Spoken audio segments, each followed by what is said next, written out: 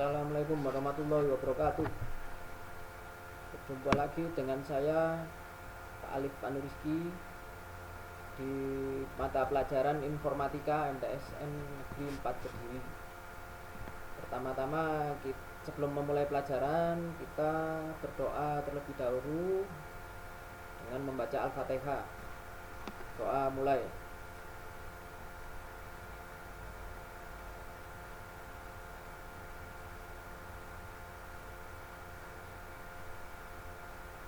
Doa selesai.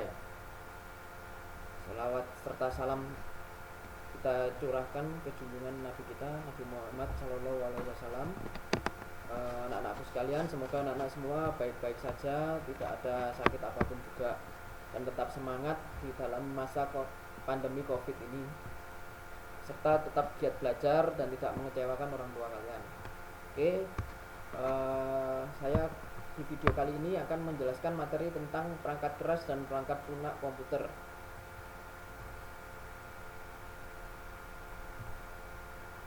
Ya, langsung saja kita masuk ke pengertian komputer dulu. Apa sih itu komputer?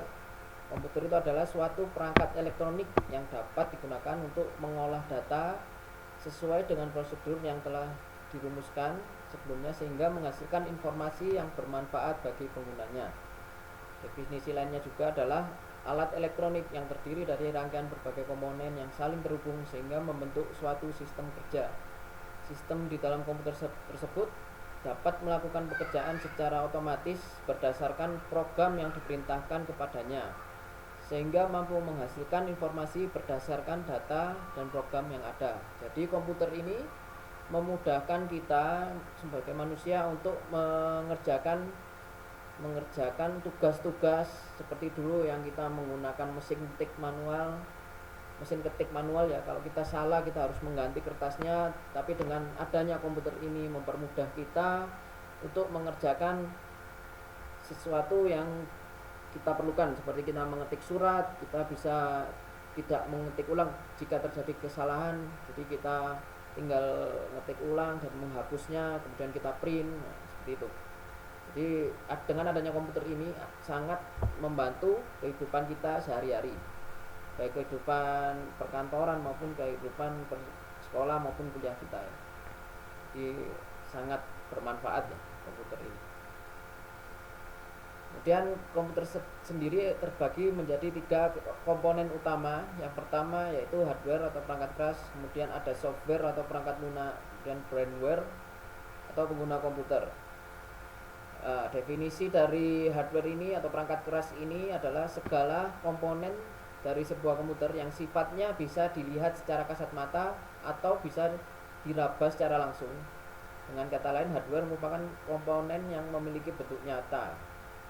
Dan lawan dari hardware ini ada yang namanya software, adalah suatu bagian dari sistem komputer yang tidak bisa kita sentuh, tidak memiliki wujud fisik dan tidak terlihat karena merupakan sekumpulan data elektronik yang disimpan, diatur oleh komputer berupa program yang dapat menjalankan suatu perintah. Sedangkan firmware ini adalah orang yang mengoperasikan atau menggunakan komputer. Oke, kita masuk dulu pembahasan lebih lanjut tentang hardware atau perangkat keras. Jenis-jenis perangkat keras ini ada 5.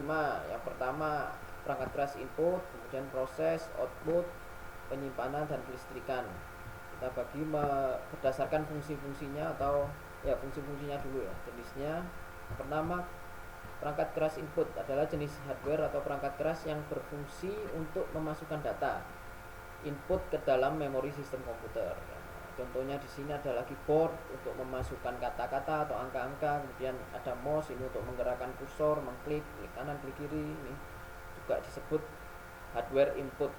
Kemudian ada scanner biasanya untuk memasukkan data atau memasukkan dokumen dari hard copy atau dalam bentuk fisik menjadikan soft copy atau bentuk digital.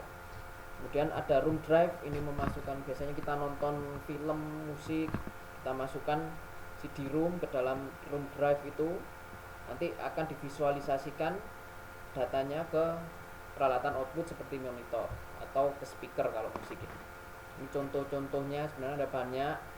Beberapa contohnya alat input seperti ini. hardware input ya. Kemudian kita masuk ke perangkat keras proses, yaitu hardware yang berfungsi untuk melakukan olah data atau eksekusi perintah terhadap data yang dimasukkan. Ya, setelah kita mengetikkan sesuatu, maka data akan terkirim ke hardware proses ini. Di sini contohnya ada prosesor CPU, kemudian ada mainboard, kemudian ada VGA, kemudian ada kartu suara atau sound card. Prosesor berfungsi sebagai otak suatu komputer, kemudian ada mainboard, ini suatu papan sirkuit yang menghubungkan setiap perangkat yang ada pada sistem komputer. Kemudian ada VGA, singkatan dari video graphic array, adalah perangkat keras yang digunakan untuk melakukan proses visualisasi dalam bentuk grafis. Nah, ini biasanya kita buat untuk game atau produksi film atau CAD, ini biasanya AutoCAD untuk rendering editing musik, movie. Kita juga perlu soundcard yang bagus. Dan ada soundcard ini untuk suara ya, jadi dia untuk mengatur suara. Biasanya mikrofon atau sound yang output ini pakai yang mengatur soundcard. Oke, untuk proses seperti itu. Kemudian ada perangkat keras output. Perangkat keras output ini jenis hardware yang berfungsi untuk menghasilkan keluaran dari data yang diproses. Nah, tadi setelah kita pakai contohnya adalah monitor, speaker, printer, proyektor. Nah, contohnya tadi yang kita ketik menggunakan keyboard, nanti akan diproses dulu di CPU atau hardware proses, kemudian akan dikeluarkan dengan hasil ketikannya, nanti ditampilkan di layar monitor. Nah, seperti itu untuk sistematisnya. Kemudian ada juga speaker ini untuk keluaran suara.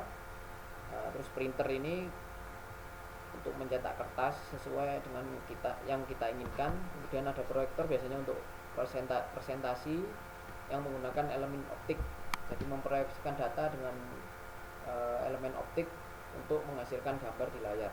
Itu yang namanya proyektor. Kemudian ada perangkat keras penyimpanan, jenis hardware yang berfungsi untuk menyimpan data pengguna. Contohnya RAM, random access memory. Terus ROM ini biasanya nempel di motherboard. Kemudian ada hard disk untuk tempat penyimpanan data. SSD juga sama. Solid state drive ini teknologi lebih lanjutnya. Kemudian ada NVMe, menggunakan penyimpanan yang menggunakan port PCI Express sebagai pengganti SSD biasanya untuk SSD server ya. Jadi untuk komputer server bisa menggunakan NVMe ini agar lebih maksimal. Ini contoh-contoh dari hardware penyimpanan atau storage device. Kemudian ada perangkat keras kelistrikan untuk menyuplai asupan daya agar komputer berjalan stabil. Contohnya power supply, stafol, dan UPS. Kalau power supply ini biasanya di PC rakitan, biasanya kita perlu power supply untuk mengatur dayanya. Terus kemudian ada stafol ini untuk penstabil tegangan. Waktu listrik mati, dia tidak langsung merusak PC-nya atau prosesornya, tidak langsung merusak komponen PC komputernya. Sedangkan kalau UPS ini sistem kerjanya seperti power bank. Jadi dia setelah mati lampu dia tetap nyala, komputer tetap nyala. Tapi ada waktunya, misalnya kapasitasnya dia 1 jam, ya dia nggak mati 1 jam sehingga kita bisa mematikannya. Jadi biasanya digunakan untuk komputer server UPS ini agar datanya tidak rusak. Bedanya stafel sama UPS, kalau stafel langsung mati tapi tidak kena ke komputernya. Kalau UPS dia ada jeda waktu untuk mematikan komputernya atau biar komputernya nyala terus, biasanya digunakan untuk komputer server. Ya, oke, itu perangkat keras. Kita kembali lagi ke software perangkat lunak. Secara garis besar yang kita pelajari dibagi menjadi 2, berdasarkan fungsinya atau berdasarkan distribusinya. Kalau fungsinya, yaitu perangkat lunak dikembangkan untuk melakukan tujuan tertentu. Kalau berdasarkan distribusi, perangkat lunak yang dibedakan berdasarkan cara dan maksud dari distribusinya. Kita ke fungsi dulu ya. Ada sistem software adalah software dibuat untuk melakukan instruksi-instruksi terkait manajemen sistem komputer. Contohnya saja sistem operasi, yaitu sistem operasi adalah software yang melakukan instruksi dasar terkait manajemen software lainnya dan manajemen perangkat keras. Contohnya ya Windows, Mac, OS, dan Linux. Kalau Windows ini biasanya berbayar, Linux ini gratis. Kalau Mac OS ini kita beli komputer Apple itu langsung dapat gratis.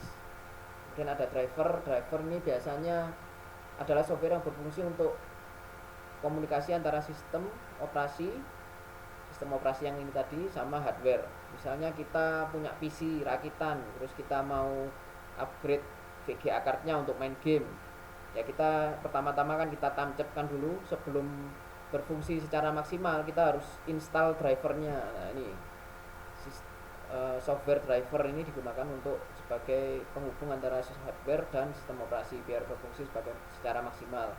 Kemudian utilities adalah software untuk melakukan instruksi terkait pemeliharaan atau perbaikan hardware atau software. Misalnya low level format ini biasanya digunakan untuk bad sector di hard disk. Kemudian antivirus biasanya untuk penanggulangan virus-virus yang merusak software. Kemudian ada application software, adalah software yang dibuat untuk melakukan instruksi terkait pemenuhan kebutuhan pengguna. Misalnya untuk memutar media, biasanya kita pakai Windows Media Player atau kita bisa download VLC gambar segitiga kuning atau Winamp itu juga memutar media MP3 ya. Terus ada pembuat dokumen seperti Microsoft Office, ada Open Office, itu ada Notepad. Kalau Notepad kan bawaan ya, kalau ini yang masuk kita kan instalasi tambahan, misalnya Office sama Open Office biasanya. Kemudian ada edit foto, Adobe Photoshop, kemudian editing movie seperti Adobe Premiere atau Vegas, software Vegas, itu aplikasi software. Jadi bedanya sama yang sistem operasi tadi, kita harus setelah membeli komputer harus install dulu sistem operasinya, kemudian kita komputernya mau buat apa, misalnya buat dokumen ya kita install lagi application software untuk seperti Microsoft Office ini. Kemudian ada yang namanya malicious software, adalah software yang dibuat untuk melakukan instruksi terkait merusak sistem atau pencurian informasi, misalnya malware atau virus ya. Yang lagi sekarang, yang lagi up to date sekarang, banyaknya malware biasanya untuk banyak orang yang download program bajakan tapi itu jebakan, itu namanya malware. Jadi sistemnya kalian nanti download sesuatu di internet, jadi hati-hati kalau download terus kalian install dengan harapan kalian mendapatkan program bajakan tersebut, tapi yang ternyata yang kalian install adalah malware. Nah, kalau malware ini nanti data-data kalian terenskripsi semua, kemudian nanti muncul note kalian dimintai tebusan Bitcoin ya, dengan mata uang Bitcoin untuk membuka file kalian kembali, tapi tidak ada jaminan file kalian akan terselamatkan. Jadi lebih baik tidak usah menuruti. Yang penting kalian hati-hati. Jadi tidak disarankan untuk mendownload software bajakan, apalagi saat ini lagi banyak malware ya. Kalau dulu masih aman, kalau sekarang sudah agak susah. Jadi kebanyakan yang ada di internet itu banyak malwarenya. Malah kalian nanti kena malicious software ini. Jadi data kalian terkunci semua. Kemudian pengelompokan berdasarkan distribusinya, yaitu tujuannya software itu dibuat jadi ada yang untuk komersil atau untuk emang untuk dibagi untuk khalayak umum ya. Yang pertama ini ada shareware atau trialware, adalah software yang didistribusikan gratis tapi ada batasan-batasan atau waktu trialnya, seperti Internet Download Manager misalnya, ini dikasih trial 30 hari, nanti setelah 30 hari nanti kalian suruh bayar kalau menginginkan waktu yang lebih lama. Kemudian ada commercial software, software yang diproduksi atau dibuat benar-benar untuk mencari keuntungan, seperti Microsoft Office, Corel, MATLAB, AutoCAD, Adobe Photoshop. Itu banyak sekali software yang diproduksi untuk mencari keuntungan dan harus berbayar jika ini ingin menggunakannya. Itu commercial software. Kemudian ada yang namanya freeware atau free software, software yang didistribusikan secara gratis oleh pengembang. Bedanya dengan shareware atau trialware ini tidak ada batasan waktu maupun fitur-fitur yang dibatasi. Contohnya adalah Google Chrome, Mozilla Firefox. Jadi web browser memang gratis, benar-benar gratis untuk pengguna. Kemudian ada yang namanya firmware, ini biasanya untuk mengupdate sistem ROM. Dan ada open source software. Jadi open source software ini dengan kode terbuka. Yang yang nomor 1 sampai 4 tadi kodenya dikunci. Emang kebanyakan software itu dikunci kodenya biar tidak bisa diotak-atik. Tapi beda dengan yang namanya open source software. Jadi software ini diluncurkan dengan maksud untuk bisa diotak-atik oleh usernya. Contohnya saja WordPress, Linux di open source. Jadi kita bisa mengotak-atik bagaimana yang kita inginkan, tapi tetap mempunyai ikatan hukum untuk tidak mendistribusikan ulang atau plagiat. Jadi tidak boleh diperjualbelikan tetap. Jadi open source-nya khusus untuk kita sendiri, untuk keperluan kita sendiri. Ya, seperti itu. Oke, itu tadi secara garis besar mengenai hardware, software, firmware. Untuk materi dalam bentuk PDF-nya saya sudah share di masing-masing grup untuk kelas 7 ya. Nah, ini setiap kita membuat atau mengambil ilmu dari sumber selalu kita santumkan ya. Kita waktu misalnya mau membuat PowerPoint atau membuat makalah, kita tetap harus menyantumkan sumber-sumbernya untuk sebagai apresiasi untuk pembuatnya. Saya cantumkan sumbernya di maxmenru.com sama @vernesia.com. Saya ambil materi dari sana. Oke, sekian penjelasan atau pertemuan kali ini.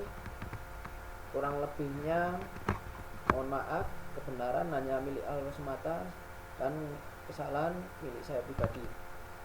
Ini kurang lebihnya sekian. Wassalamualaikum warahmatullahi wabarakatuh.